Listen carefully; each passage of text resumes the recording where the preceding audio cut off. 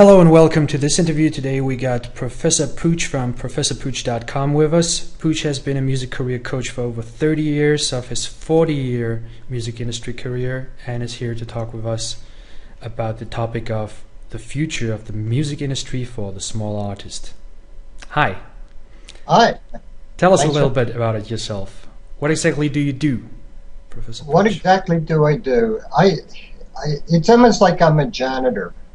I fill holes. I'm a troubleshooter. It's like if somebody doesn't know something on the creative, business, or legal end, they'll come to me for different things, whether it's contracts or the business or whatever. And, I get a lot of, help, Pooch, what do I do? To give you a quick history, in 25 words or less, I'll try. I started in the music industry as a professional when I was 16 as a recording artist and a songwriter. I was a rock and roll guitar player. And what happened was, within the first couple of years, a song I wrote that somebody else recorded for a major label, I'm saying, wow, that's great. And then I find out my name isn't on the recording as the writer, and then I figured, whoops, I better step back while I'm playing this star game and actually learn the business and what's actually going on. So during my time as an artist, I also, checked out everything else and learned what I could up in New York and the United States and different parts of the country, learning the music industry. And to make a very, very, very long story very, very short, by about 1980, people started coming to me with their problems. So, I just started helping them, and I actually found out I liked it better. Education runs in my family. My mother was a teacher and stuff like that, and I enjoy helping people. So I guess what you say is that I guide people's careers, and I cover the creative, business, and legal. I'm not a technical person. I do produce, but I don't want to engineer. And actually, I taught at the Art Institute of Philadelphia. I developed courses for them on entertainment, law, and publishing and management. And they say, hey, Pooch, we want you to teach audio. And I said, I can't teach audio. They said, but you're a good engineer, you're a good producer. And I said, look, I don't know why it works, how it works, and I don't give a damn. I just twiddle the knobs till I get Pooch bumps. And when I get Pooch bumps, I know I got a mix, and it feels good or it doesn't. I go by feel, But awesome. I've been on ProfessorPooch.com for now. This is my 13th year. I hope it's a lucky 13th year. And people with the number 13. And, I help people. I'm an educator. There's plenty of free information on my site, ProfessorPooch.com. And 99.9% of it is international information. I mean, it's all the same. It's just slight differences depending on the country. And even in the United States, certain cities handle things different. The attitudes, there's different things like that. But basically, in a nutshell, I guide people's careers and I handle their legal and contract stuff. I'm not a lawyer. I teach lawyers entertainment law, and I don't want to be a lawyer. I do music. Okay. We got a slight problem with the levels, so maybe just a little tiny bit lower. We have some peaks. Okay, I'll talk lower. Okay. I'm sorry. I'm used to projecting to large amounts of people, so I fall back into that bad habit. Go ahead. This is great energy. The first question is... Yeah, I have a ton of energy, I'll warn you. My wife owns a health food store, so I take a lot of vitamins. What would be the advice you would give to the musicians who start their career now or who are in the middle of their career right now, these days? I'll give you the short answer, and if people want the long answer, read the first two articles or listen to them in my basic, it's called Free Library on my ProfessorPooch.com site. The first article is like my State of the Music Business address, which will cover a lot of that stuff today. And the second thing is, it's called before you sign with anyone, because the game has changed. The major labels are not always the answer anymore, and actually becoming less and less of an answer. And my thing is to tell people what really is going on, not what they tell you is going on in the media and stuff, because a lot of them are just people that represent the major labels and stuff, and how sales have gone down and everything's going horrible. But in actuality, since 2005, sales have been going up. It's just not through the major labels. But there is a difference. What I recommend nowadays, since the record industry, they have to hit that bottom line for their investors and stuff and make a ton of money.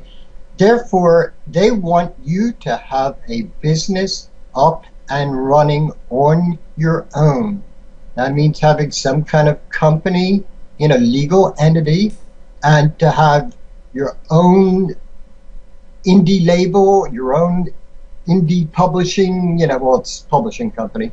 And just, a major won't talk to you till you have like 25 to 50,000 sales on your own, and you have a large buzz. People are coming to all your concerts and you're packing the place in.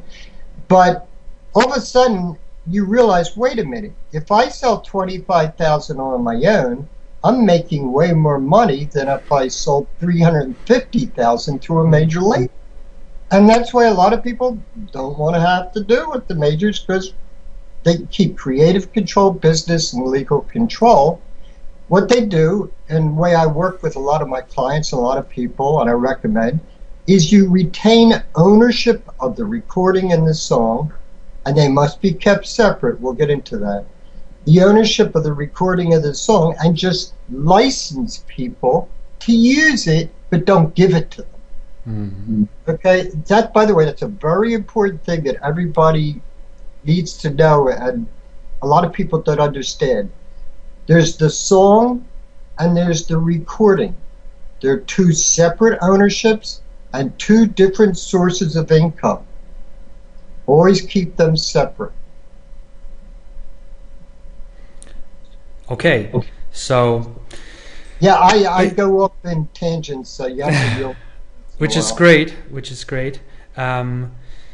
Basically, are you telling the artist today or the musician today to start their own label, or start a company, an entity that is able to license to a label? What would it depend on? What route would be the best suited for which artist in which phase of his career or her career? Well, my point is, no matter what you want to do, whether you want to go with a major label, you want to do it all yourself, or you want to go with somewhere in between, like an indie label or something like that, you should still set up your own business. Mm-hmm. And become a business person yourself. I know a lot of musicians say, oh, I don't want it to be a business. Well, then find somebody you trust to help you out, but you stay the person in charge, and maybe you have a manager and some great fans that you can trust, and just work together. You need a team. Do it yourself is a joke. You cannot do everything yourself unless it's a hobby. You do need a team of people, but it doesn't have to be the old type of team where you needed a major label. So my point is, yes, start out as a small label and a publishing company, and if a major comes to you, fine. You decide what you want to do, because they're going to come to you. You're not going to go to them. You're wasting a lot of time going to major labels nowadays, especially in the United States. But you're wasting your time. Just show what you can do on your own, and then decide if you want to go with the major label, or you could sign with the major label more on your own terms, where you don't have to give up everything. Gotcha. Yeah. So, if there's an artist who's right at the beginning of his career, basically they wrote a few songs, they didn't release anything yet, They have no idea how to get a label. They have no idea how to get a representation, management agent, booking, etc., etc. They have a very rough understanding of the legal side.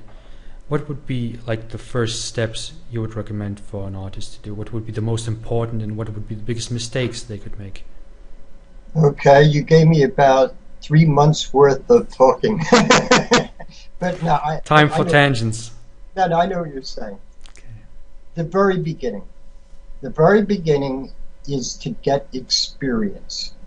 An experience of playing your songs out.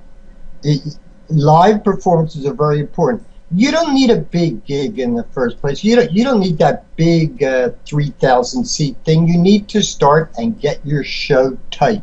That means what's become very big in the United States are house parties, where people say, hey, I have a friend that's going to come up and sing a few songs. But the idea is to get experience performing in front of live audience and get that experience. Get people to learn your name. It's just you're starting from scratch. Look, nobody starts from the top, okay? Nobody.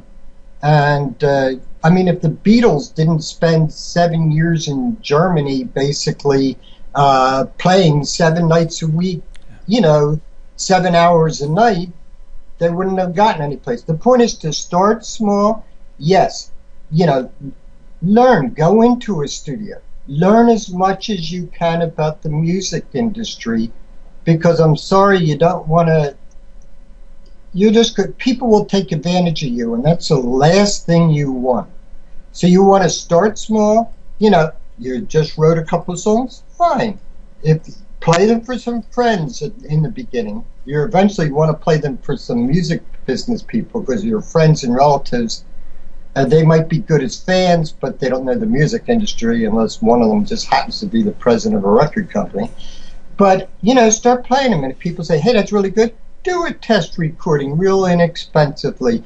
You can buy equipment really cheap nowadays, or go to a studio that will give you for a small amount of money, just do a demo, see how your voices start, analyzing, having other people and friends that might be in the industry, maybe a disc jockey. Maybe a studio owner, maybe a club owner, and just say, would you please listen to my song? Tell me how it sounds, what you think about it. And it's a slow process, and it does take work.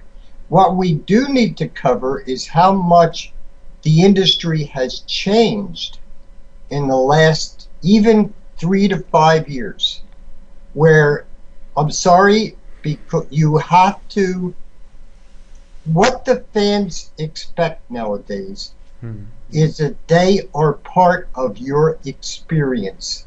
They want to grow with you. That means you don't have to have the greatest video up there on YouTube. What they want is to see you practicing and making mistakes and having fun. In other words, it's personal. They want to feel part of your personal career and growing. And you need to keep track of that. You've got to spend time on the social media, but not just the social media. Just being on the social media is going to get you nowheres. And you can't just keep saying, buy my record, buy my record, buy my record. It's not going to work that way. You need to make them feel part of your experience, and that's one of the biggest changes in the last few years. What did I leave out? I'm only there's a lot to cover on that subject. Well, it was very tempting, and you mentioned it, and I'm going to go for that question now. Changes in the music industry, and if it would be anyone else, this would be an easy question. But now we have someone here with 40 years of experience, and a rough 10 last years, I guess. So. Maybe just a rough idea for musicians. Maybe some of the audience is even bored by a history lesson, but what has changed? Well, where it used to be, even 5 years ago, you almost needed a larger label. Now they expect you to do it on your own. That's a major change.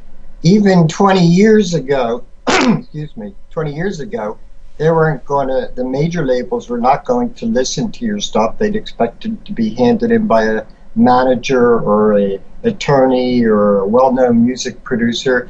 Now they want to see you make it on your own, which means they're going to hear about you. It's just like people say, will come to me and Pooch,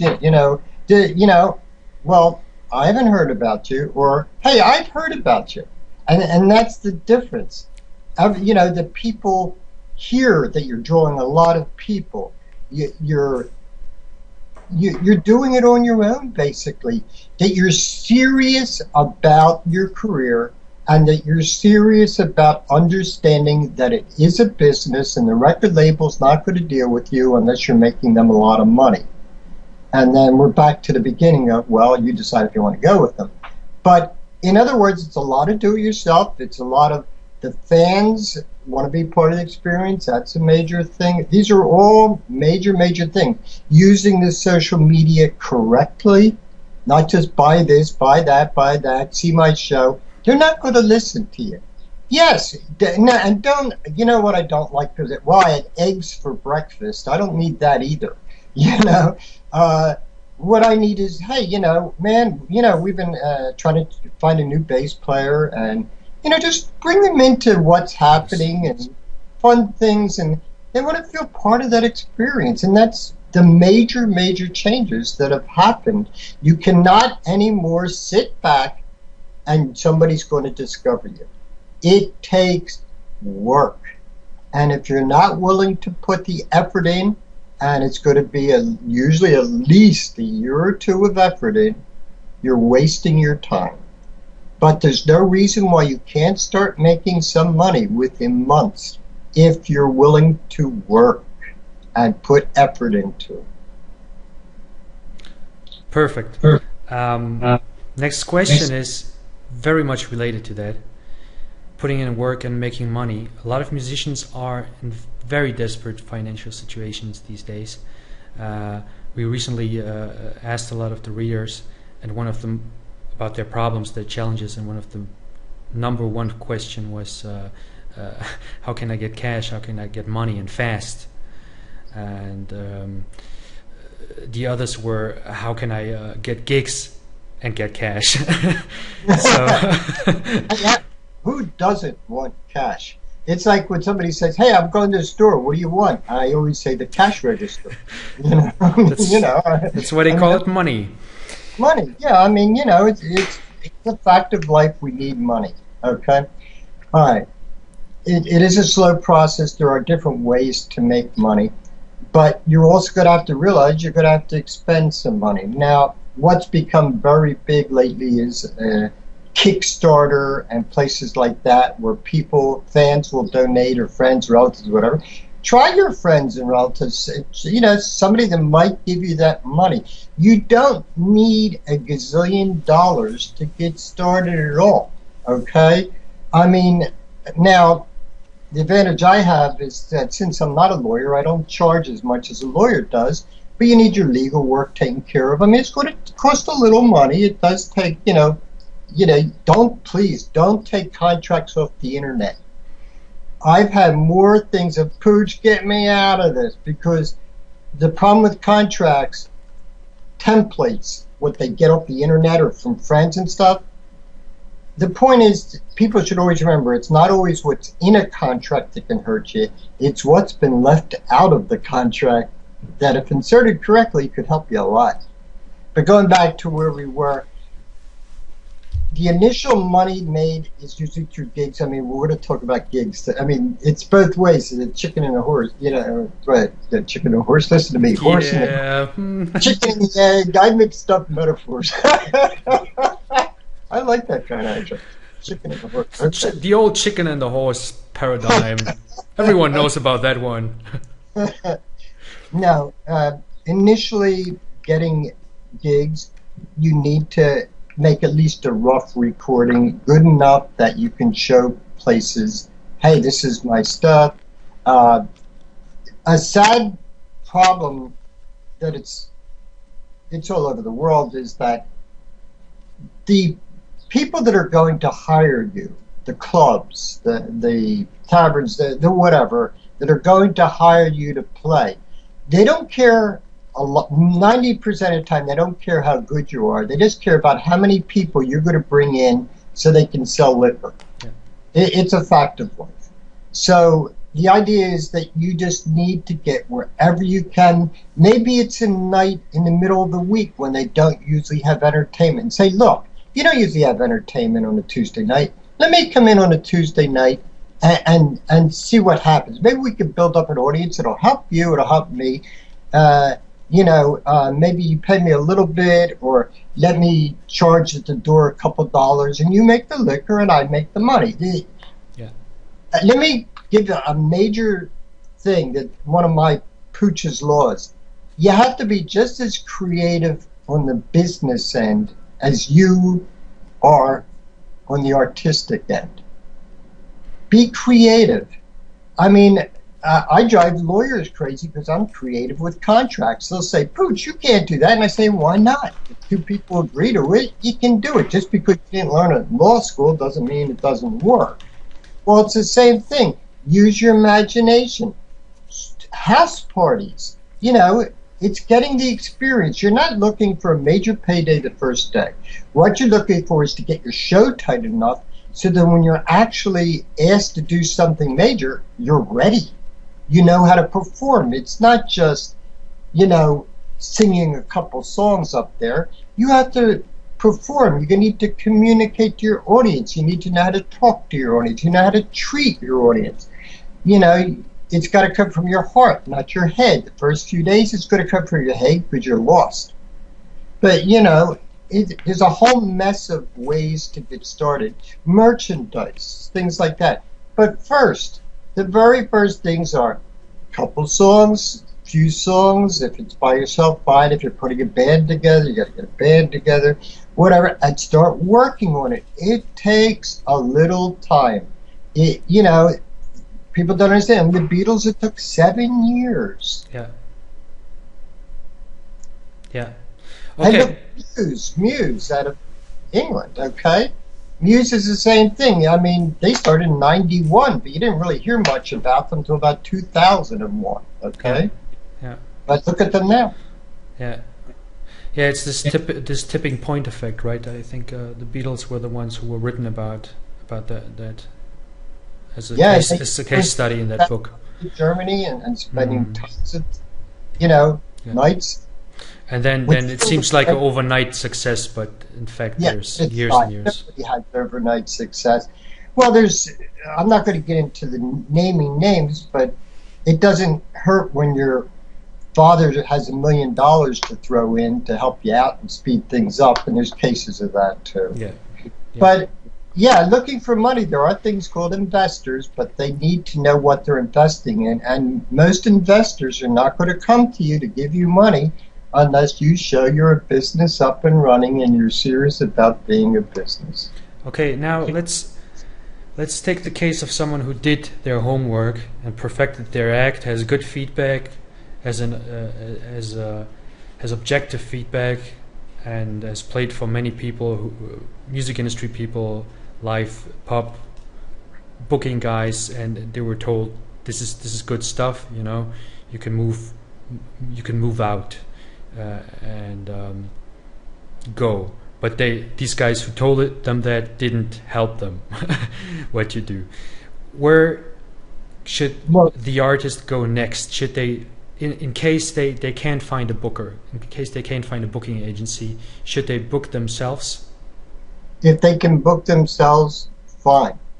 And also, this is a case where maybe they've reached the point they need a manager, but to look professional, you can't manage yourself. What are you supposed to say? Hey, look, I'm great, hire me. Or if a third party is saying, hey, this group is a good group. And I'll be honest with you, just like I can represent a bunch of different people, I don't represent me. When I'm doing creative stuff, somebody else talks to me. So how do they solve that chicken and egg problem in that case? How do they get that momentum and that buzz going until someone does see a positive ROI from a management perspective, until someone sees a business potential in it? How do they get? It takes a while. You got to show them that you're doing well. And believe me, just like record companies, managers are going to hear about you. I mean, I was working with a band, one of my clients, and these people came to me, hey, I saw these guys, and they gave them a production company deal. And there's all kinds of deals. We'll keep that for a separate thing. But you got to show, believe me, the real managers will come to you. Yeah, it's just like, but you're back to the chicken and the egg again, is that you got to be careful. That's why I say read that article in my free library before you sign with anyone, and that includes a manager, to own everything you can yourself so the manager can't take it. Do you know how many managers find out that the band has not protected their name and they buy the rights to their name through, in the United States, it's trademarking and things like that, and all of a sudden the band breaks up, but there's bands, 3-4 bands out there with the same name because the manager owns the name of the band. These are things to look at, which in my second article before you sign with anyone, it gives a list of the things to think about, like, publishing and a record, who owns the recordings and trademarks and sound exchange, and all the places to collect money for you, and things like that. Now, going back to where you said, you might initially work with a manager that might not be the top manager, because the top managers, it's hard enough to get them to sign you as if you wanted to go to a major label.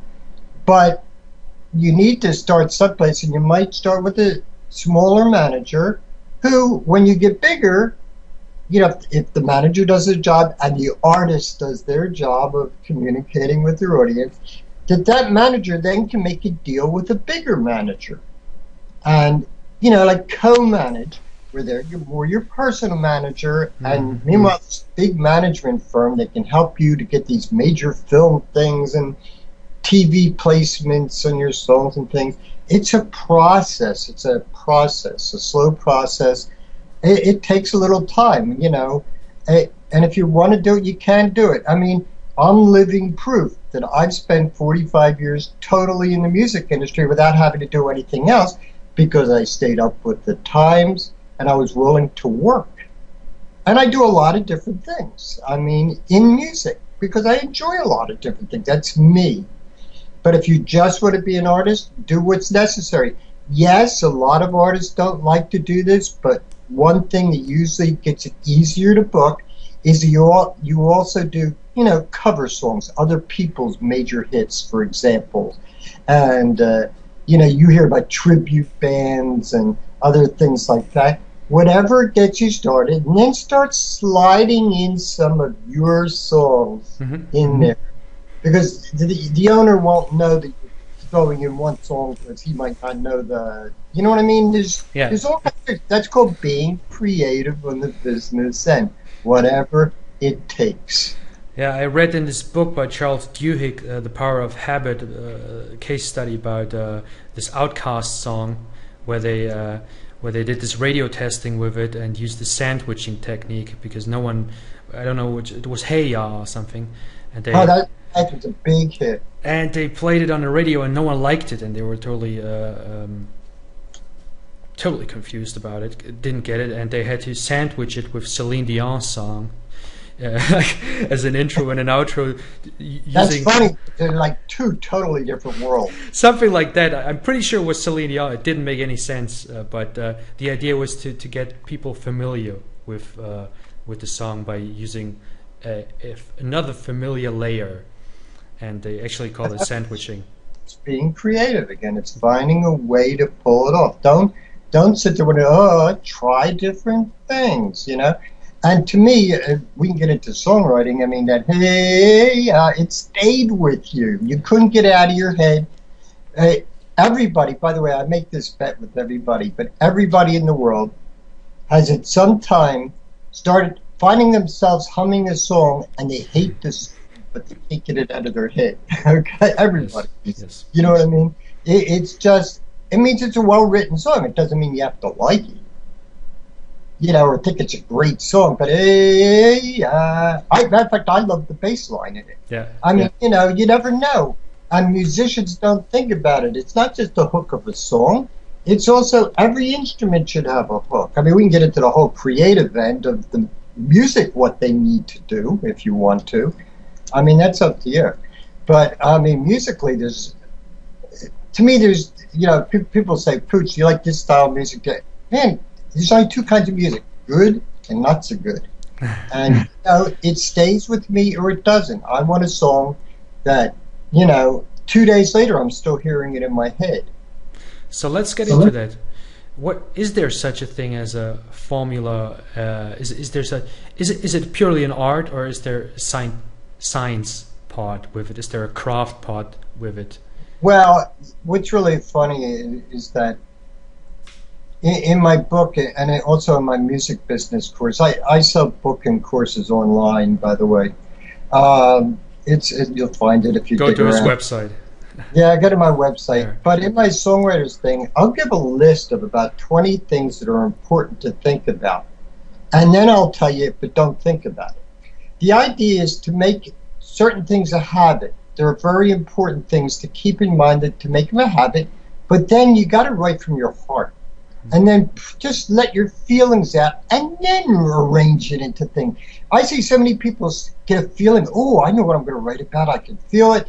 And they start writing the first line, and the second line, they're already trying to rhyme it. Once you start rhyming and all that other kinds of stuff, you start thinking instead of feeling. Get your feelings down, and then mold it into a song. Yes, there are several important things to a song. One, you should be able to, after you hear a song, know what the title is. Because they don't always announce on radio or whatever who the group is, let alone the name of the song. Okay? Uh-oh. Hanging up phone. I didn't turn off that phone. Phone's right here. But the title, it's, you know, knowing what a title is. It should have something catchy, something that stays with you. You know, you can keep hearing it afterwards. I hear so many songs, and after it's finished, I can't remember any part of it. Not a bass line, not a good, you know, it's just a jumble of stuff. I need something that's going to have me thinking. And, like, it doesn't have to be hook words. There's so many major songs that was a guitar hook, you know. Well, everybody remembers, like, Satisfaction by the Stones. Dun, dun, dun, dun, dun. There's certain songs that, whatever it is, you need to have something there that days later they can't get it out of their head. Yes. The most important thing to me, personally, is that I can feel it. And that has to do a lot with the recording also, your communication of the artist communicating their feelings and not thinking, oh, am I going to hit this note or I'm going to do something fancy with my voice here. You know, it's talking the words to the person, telling them how you feel. And that whole feeling of the song and at the band, I mean, this is another 3-month talk. But there's certain things that are very important. Yes, you should be able to feel the song, something that it's catchy. After you play a song for somebody, wait a few minutes and ask them, tell me about my song. Mm-hmm. Was there any problems? Anything bother you? You know, I mean, I see a lot of mistakes, but a lot of mistakes are not always in the, well, you can't polish turds or whatever word you want to call it, poop. You know, it's got to be a great song where the recording doesn't matter. But, yeah, in other words, you can't be fixed in the mix, you know. Okay. But recordings are important, too, to bring out the song. If the group is working together and the recording is right, it brings out the song and the vocal, and you can feel it. Look, if you went to a record company and they heard 50 songs that day, what song are they going to, when they go home at night, what song are they going to keep hearing in their head? Something catchy. Mm. You know? That's it in short. Basically, music is so much about emotions, but sometimes it seems that a lot of musicians forget that. Is that something you think? Sometimes they're afraid to show their emotions. You know, I've had people say, well, what's this song about? Oh, it's about my boyfriend. And I'll say, well, why don't you say how you really feel? He says, oh, I don't want to read it. Hey, you can't be that way. Yeah. Songwriter's job is to say what other people wish they had the guts to say. You know? That's very well put. Yeah. It's got to be real. Yeah. It's got to be sincere. As an artist, it's got to be sincere. And it is emotional. If it's just business to you, the audience is not going to feel it. There's an easy way to tell if the musician, the band, artist, whatever, is communicating really well on a stage. It's look at the audience. Are the people talking to each other, or their eyes are glued to the stage? Yeah. Like, oh my God, what's that? Yeah. Yeah, very well put. I was at a open stage thing a few weeks ago, and I haven't been off to events like this, so it was actually quite amazing. And there were, I think, 8 musicians or something like that, and none of them was especially extraordinary or something, or memorable. And they all had instruments and electronic stuff and blah blah blah. And then the barkeeper went up to the stage. The barkeeper, everyone was like, why does he, what, why? He went up and he sang, and he was an opera singer. And it was like the room was frozen. No one talked. Everyone just stared. Everyone had watery eyes. It's a nice surprise. It was a surprise. It's unexpected. Hey, you never know. People were mesmerized, and that's cool. That's something different. That's, you know, you can plan some of this. Have, you know, somebody come up, do a song here or there that is just different, and it keeps the show going. You look, folks, you can't do a whole hour set where every song is 2 verses, chorus, 2 verses, chorus, out. The guitar player does a solo in between. You can't have everything the same all the way. You need to have some variety. People have no attention span anymore due to technology. Yes. So you need to have these little things. Maybe you're shifting instruments. Maybe somebody else sings lead for a song. Maybe there's more kinds of harmonies in this kind of song. Maybe this, maybe that. Something different every once in a while is good. It's got to be entertaining, not just great. You can't just say, oh, I'm a great musician or a great singer. It's got to, people want to be entertained. They're not going to put money into their gas tank and leave their video games that they can sit at home and do. You know, you got to entice them to want to come out, that your show is special.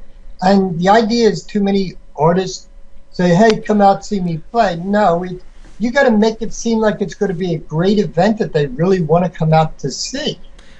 What if an artist says, hey, I understand that there's this big potential of entertaining people when I do this and that. I understand that when I shout into the crowd for them something to say hey and they shout back and stuff like that.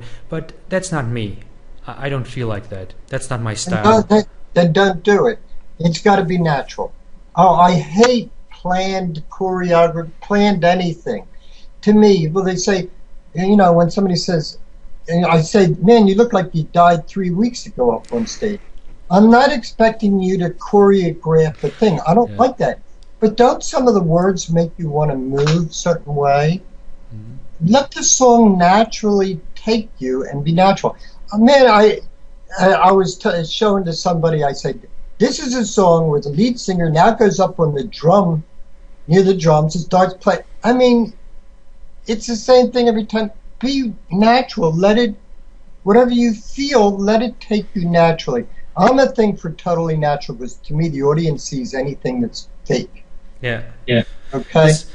I would agree, like 99% or maybe 90% to that. But then there's this paradoxical. Well, there's always exceptions. Let's name names. There are some of the best-selling acts out there are quite artificial. They are engineered. They're culturally engineered. Are these just really well-produced products? Why do they work? Because I'll lay you a bet in situations like that, there's a ton of money that's put into the programming, into the records, placement on radio shows and stuff where the people are programmed until they hear it over and over and over and over and over again. You know, a lot of that. And it depends on the style of music, too. You don't want to see a choreographed rock act or a hip-hop act. Yeah, the pop acts are a little more choreographed and to an extent need to be so they don't trip over each other while they're all dancing. You know, I mean, I've had a bass player fall off stage, man, 6 feet down. So, I mean, you do have to know where everybody else is on the stage. Yeah. But, yeah, he was okay. But actually, this was many years ago, and they were on just before the Cream was coming up with Clapton and stuff like that, many years ago. But, I mean, certain things could be choreographed if that's part of your shtick, you're part of your show. It's a fun kind of thing, and it's more of a different kind of show. It's a different kind of act. So I agree with you. When I'm giving you things, I'm talking about the typical rock band that's going up there. Unless you're going to be a total different kind of show or something like that. I mean, there's exceptions to everything, you know. The greatest songs in the world break every rule in the world, but it doesn't matter if you break all the rules if it works. Yes. That's the point, I guess. It works or it doesn't. Very good. And you don't know until you take it out there and try it. You know, what's it say? No risk, no gain.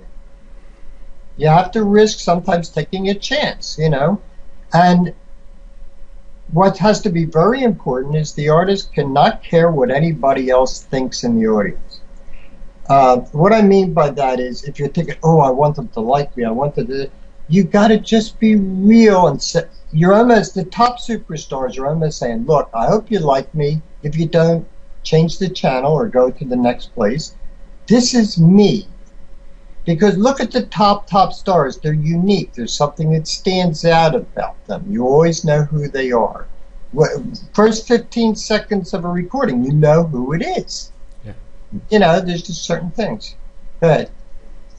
Okay, let's get back to the business side. Okay. You mentioned labels basically want you to have set up a company, distribution, marketing processes, and basically want you to move units, like a critical mass of units, like 25,000, I think you said, 25, 50K. 25,000 plus of a large, in other words, you're pulling a lot of people into your clubs. Yeah. So one would one would ask the question, what do we need a label for if the highest selling album units are, I don't know, what's the highest selling albums now? Is it low 7 digits? It's not the same anymore yet. So how do they help you to scale that? How do they help you to scale that from 5 digits to 6 or 7? And is there still an advantage? I mean, distribution has become digital. Economies of scale are not existent. Do they have a media advantage? Well, are you stating what's the advantage of maybe going with a major label? Essentially, yes. Do they? Is there a big enough advantage to justify the different cut? If you want to use it for promotion and realize you're never going to make 1 cent from that label, fine. If you have ways, if somebody like me or an attorney who really knows how to write and negotiate a contract puts in certain things that protect you. So they're not taking every dime, because the new record deals, they're doing less for you, but they have what are known as 360 deals. They don't just make money from your record sold, they make money from your live touring, they make money from your publishing, your merch, they make money from everything. That's why it's called a 360. It's a whole thing. Now the point is, I know how to limit that, and I've gotten it accepted by major labels when I negotiated for my people. Okay. There are ways around it, quite a lot. But the point is, this is where you need somebody that represents you, just like somebody's going to be representing the label looking out for their interests, you need somebody looking out for your interests. Because there are advantages of going with the major if you can make the deal last a very short period of time. So the promotion and money get you out there, and then you don't have to deal with them. And meanwhile, you're already known, and you can go on Kickstarter and just raise millions of dollars like Amanda Palmer and all these other people, you know. And if you could pull off something like that, fine.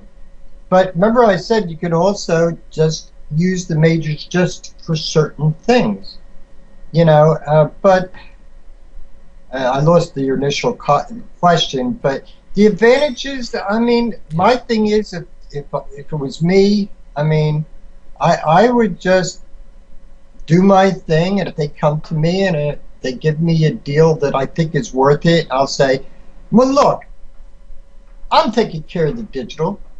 Hey, if you want to give me a deal to sell CDs and physical copies, fine. By the way, that's a new thing, and they don't know how to handle it. 5 of the largest indies have gotten together, and they've gone to Warner's first, but they've gone to different places to have them just handle physical copies and not the digital, because anybody can handle digital. I mean, you know, my children could. You know, I mean, it's you go to a CD Baby, a TuneCore, a Reverb Nation, or whatever, you know, and digital's easy. But so we'll see where that goes, because the majors want to do it the digital, because, you know. But to me, if I was a label, I would say, okay, you can take care of selling physical copies in Asia for me, because they pirate 90% of this stuff over there anyway. So, I mean, you use it for what you want, but see, if you've done it well, where they come to you, you're at the advantage. If you go straight to them with nothing, they're at the advantage, you know? Okay. Another question that is more detail-oriented. We have this trend, which probably, it looks very much like it will grow with subscription services. And we also have a trend with subscription services that are radio-based. So one is based on the selection of the user, which songs do they want to hear. The other is used by well, the music, how would you call it? The music choices, the genres they like, but they cannot actively control it. So we're talking about Spotify, of course, and Pandora, and now Apple's radio service. So now, what's your question? The question is, we had should do it or not? Well, the question is, we had this thing going with after the P2P trend. People went to iTunes because they were the first to move, and they had the choice not to buy a whole album, so the price point dropped to a single. So that was one of the biggest leverage points, right? And by the way, they keep blaming it on Napster and these peer-to-peer things why their sales went down. And they wanted to buy singles. No, the real reason they went to buy singles is because the record labels were putting 11 pieces of poop on, I don't know what language I can use here, but 11 pieces of really bad stuff, and they may have one good song. Mm-hmm. That's why they were just ripping people off. So I only want that one song if that's the only song I like. Anyhow, so go back. I'm sorry. So the basic question is, with the subscription services, you get to put it simply, to put it really simple, you get less and less, right, of the cake. 0.0023 cents or some really ridiculous things. Exactly, and so everyone who saw that figure and multiplied it by some, wishful thinking figure of okay, when I have millions of fans, even that number is kind of ridiculous.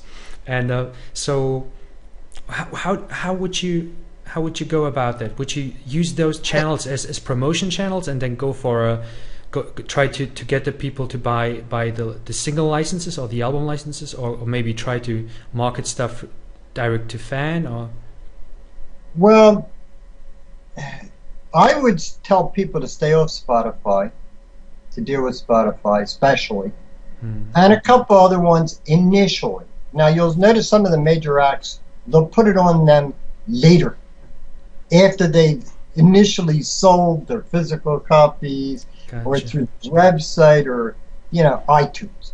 Okay, fine. And then they'll go to Spotify's and Pandora's and stuff. A year later, fine. You want to put on there, we'll make an extra few dollars or something. But they pay so poorly, and they're trying to use every trick in the books to pay even less. And it's not fair. And No. why should people create, especially the songwriters and publishers are really getting hurt. Why should, without a song, you can't have a recording. I'm against using them initially. Now, there are sites that you can work deals with. Now, look, I don't know about you, but if I want to find a specific song, I go to YouTube. Because I can put the name of the song, and it's going to show up. Yeah. Now, with YouTube, they pay poorly, but there are ways to make deals with YouTube to actually do pretty good, where you split advertising rates. But you have to get a certain amount of views on your own, or go through one of their agencies. It's all being worked out still now. But there are ways to do 40-60 deals, 60-40 deals with, in that range.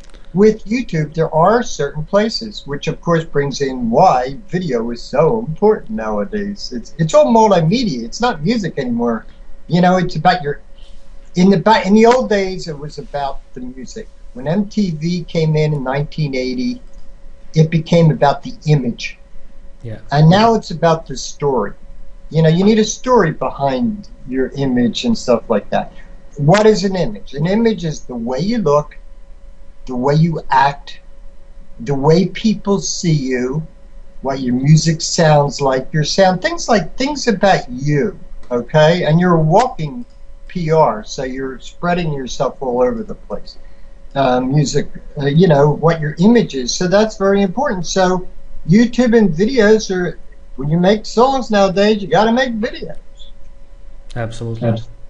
So, but the general answer to the question is find ones that really benefit you at first. Now, if you just want to get heard and want to put a few songs out on Spotify in the beginning, fine.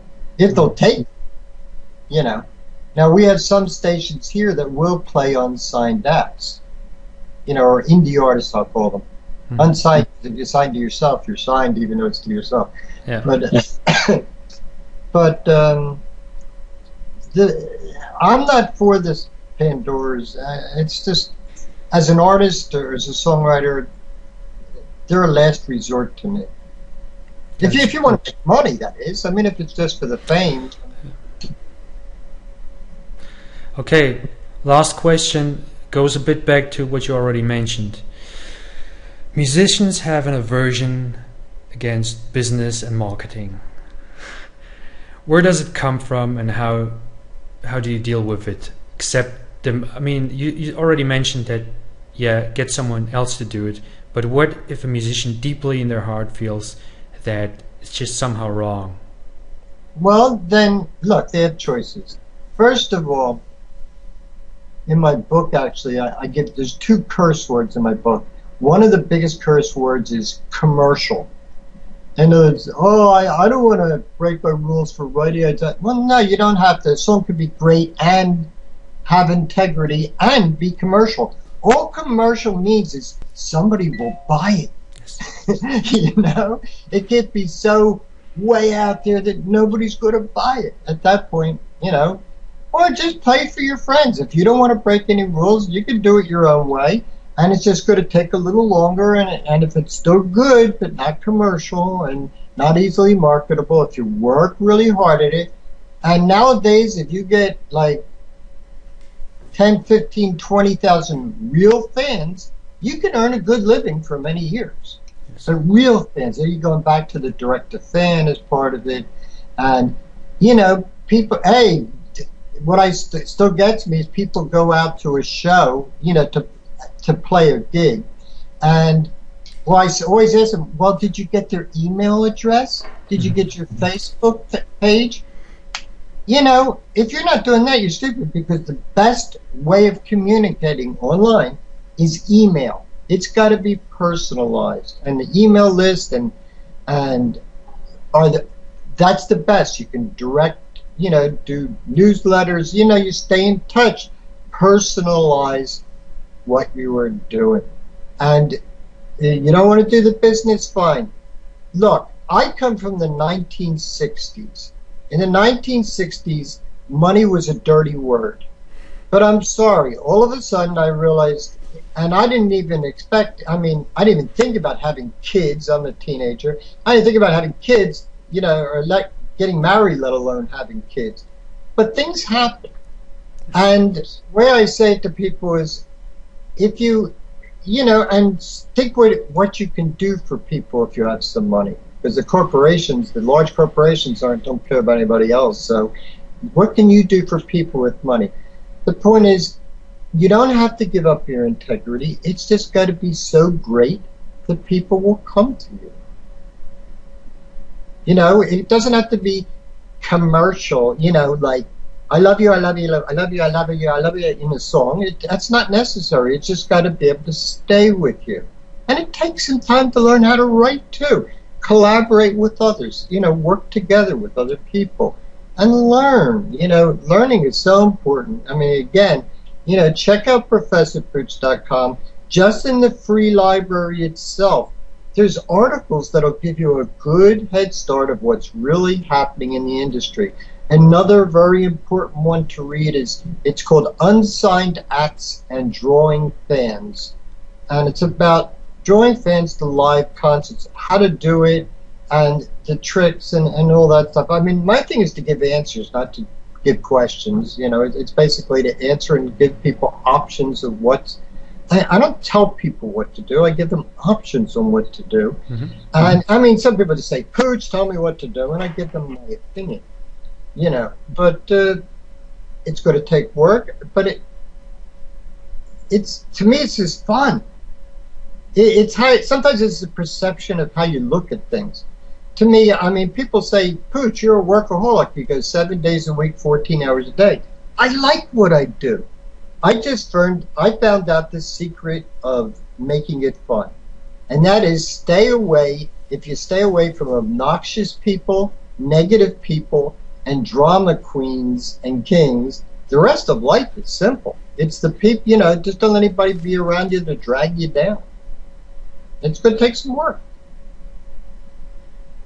Perfect last words. So everyone, go to www.professorpooch.com. Check out his articles. Don't forget to get emails from your fans. And thank you for the interview, Professor Pooch. You're quite welcome.